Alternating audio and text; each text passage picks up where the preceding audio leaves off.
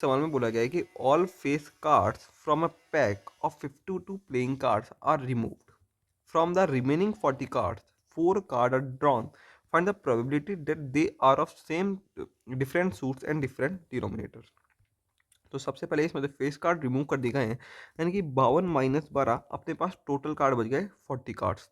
और इन 40 कार्ड्स में से मेरे को 4 कार्ड ड्रॉन करने हैं और कुछ इस तरीके से ड्रॉन करने हैं कि उनका नंबर भी दूसरा हो और वो डिफरेंट शूट्स के भी हो। तो एक पहली बात कि कार्ड्स में कितने प्रकार के सूट होते हैं, तो 4 प्रकार के कार्ड में सूट होते हैं। एक होता है स्पेड, एक होता है डायमंड, एक होता है क्लब और एक होता है हार्ट। तो इस क्वेश्चन को करने के दो तरीके हो सकते हैं, या तो मैं साइमल्टेनियस से करूं, या तो मैं इसको साइमल्टेनियस मानकर करूं, या मैं इसको विथआउट रिप्लेसमेंट मानकर करूं। और विथआउट रिप्लेसमेंट में भी मैं आपको दो तरीके से सेलेक्ट करना बताऊंगा। साइमल्टेनियस सिंपल है, मैं मानता हूं कि इन सबके 10 10 10 10 पत्ते रहे होंगे। इस पेड़ के 10 पत्ते रहे होंगे, डायमंड के 10 पत्ते रहेंगे, क्लब के 10 पत्ते रहेंगे, हर्ट के 10 पत्ते रहेंगे। तो मेरा पीएनसी में अगर मैं साइमल्टेनियस से जाता हूँ तो मैं लिख सकता हूँ कि 10C1 तरीके से मैंने पहला पत्ता सेलेक्ट कर लिया। अब जब मैंने ये पत्ता सेलेक्ट कर लिया तो डायमंड के अब मेरे पास 10 पत्ते पत्ते नहीं बचे, मेरे पास 9 ही पत्ते बचे हैं, क्योंकि मेरे को डिफरेंट सूट सेलेक्ट करना है। Different suit and different denomination अगर मेरे को सेलेक्ट करना है तो मेरे को अब जो मैंने यहाँ 10C1 में इस पेड़ का जैसे मैंने 10C1 अगर सेलेक्ट करा होगा तो मेरे को वो नहीं लेना, उसके अलावा डिफरेंट डिनोमिनेशन के लेने दो। डायमंड के मैंने 9C1 सेलेक्ट करे होंगे, ऐसे क्लब के मैंने 8C1 सेलेक्ट करे होंगे, हार्ट के मैंने 7C1 सेलेक्ट करेंगे। और टोटली मैं क्या कर सकता, 40 में से मैं कोई भी 4 सेलेक्ट कर सकता था। तो ये तो हो जाएगा तरीका, जब आप इसको साइमल्टेनियस से करेंगे तो इसकी प्रोबेबिलिटी आ जाएगी।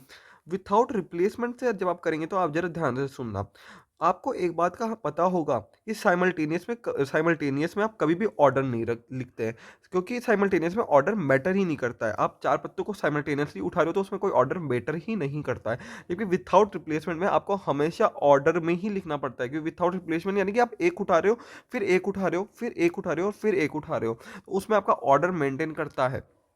तो इस पर्टिकुलर केस में आपको ऑर्डर भी मेंटेन करना पड़ेगा। तो अपन सबसे पहले ये लिखेंगे कि मैं इस पे डायमंड और क्लब और हार्ट इन सबको कितने तरीके से अरेंज कर सकता हूँ। अगर मैं ऐसे बोलूँ कि ये 4 मेरे पास व्यक्ति है और मेरे को इनको 4 सीट्स पर अरेंज करना है, तो इनको अरेंज करने के तरीके 4 फैक्टोरियल होंगे। यानी कि इसके जो केस बनेंगे वो बनेंगे 4 फैक्टोरियल इंटू, अब मैं एक केस मान लेता हूँ, उससे मैं प्रोबेबिलिटी एक केस की लिखता हूँ और वही इंटू 4 फैक्टोरियल हो जाएगा। मैं मान लेता हूँ कि पहले मैंने इस पेड़ का पत्ता उठाया, फिर मैंने डायमंड का उठाया, फिर क्लब का उठाया, फिर हार्ट का उठाया। तो इस पेड़ के पत्ता उठाने का प्रोबेबिलिटी क्या है, 10 पत्ते इस पेड़ के, तो 10/40। अब ध्यान से सुनना, एक पत्ता तो यहाँ पर वो चला गया आपका जो आपने उठा लिया है, तो आपका सैंपल स्पेस अब हो गया है 39। लेकिन अब आप ध्यान से सुना, अब डायमंड के आपके पास 10 पत्ते नहीं उठा सकते, अब आपके पास डायमंड के 9 ही पत्ते बचे, तो एक पत्ता आपको वो हटाना पड़ेगा जिसका डिनोमिनेशन आपने पहले से उठा लिया है। तो यहाँ पर आप उठाएंगे 9/39, इसी प्रकार से यहाँ पर 8/38 और यहाँ पर 37, सॉरी, है ना। जब आप इसको इस तरीके से भी लिख सकते हैं, ये दोनों सेम ही है। मैं अगर आप इसको खोलेंगे तो आपको दिख जाएगा कि ये दोनों सेम है। इसी सिलेक्शन को जो आपने 4 फैक्टोरियल सेलेक्ट करा है, इसको मैं एक अलग तरीके से भी सिलेक्ट कर सकता हूँ। वो कैसे करेंगे, तो वो देखिए, इसका एक मेथड 2, और ये मेथड 2 मेनली सिलेक्शन के लिए है। प्रोबेबिलिटी ऑफ एक की अगर आपको प्रोबेबिलिटी लिखनी है तो वो तो आपको इसी तरीके से लिखनी पड़ेगी विदाउट रिप्लेसमेंट के केस में। मेथड 2 सिलेक्शन में क्या है कि मैं पहले 4C1 तरीके से इनमें से कोई एक सेलेक्ट कर लेता हूँ।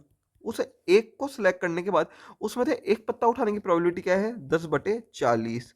फिर मेरे पास एक तो हट गया, अब मेरे पास ये 3 बचे होंगे, इन 3 में से मैं 3C1 में से एक को सिलेक्ट कर लेता हूँ और उसमें से एक पत्ता उठाने की प्रोबेबिलिटी अब मेरी क्या हो गई है, 9/39। अब मैं किसी दो में से एक पत्ता सेलेक्ट कर लेता हूं और उसको सेलेक्ट करने की प्रोबेबिलिटी मेरी कितनी बची है, 8/38। ये 9/39 से कम क्यों हो रहा है, क्योंकि आपने डिफरेंट डिनोमिनेशन का तो मतलब आप सेम डिनोमिनेशन को तो पहले से उठा ही नहीं सकते और सैंपल स्पेस भी आपका कम होता जा रहा होगा, क्योंकि एक एक पत्ते आप उठा रहे हो। और फिर लास्टली आपके पास एक ही चॉइस बचेगी, तो मैं 1C1 लिखूँ या फिर ना भी लिखूँ तो भी चल जाएगा। और उसको सेलेक्ट करने की प्रोबेबिलिटी आपकी कितनी हो जाएगी, वो हो जाएगी आपकी 7/37। तो आप देख सकते हैं कि ये कितना आ रहा होगा, ये 4 आ रहा होगा, ये 3 आ रहा होगा, ये 2 आ रहा होगा, और आप इन तीनों को मल्टीप्लाई करते हैं तो ये 24 ही आते हैं, और 4 फैक्टोरियल भी आपका 24 ही होता है। तो ये या तो इनको आपको इसको अरेंज करने के कितने तरीके, ऑर्डर पेयर में लाने के 2 तरीके से आप सोच सकते हैं। तो मैंने बस आपको वही बताया है। So thank you for this question.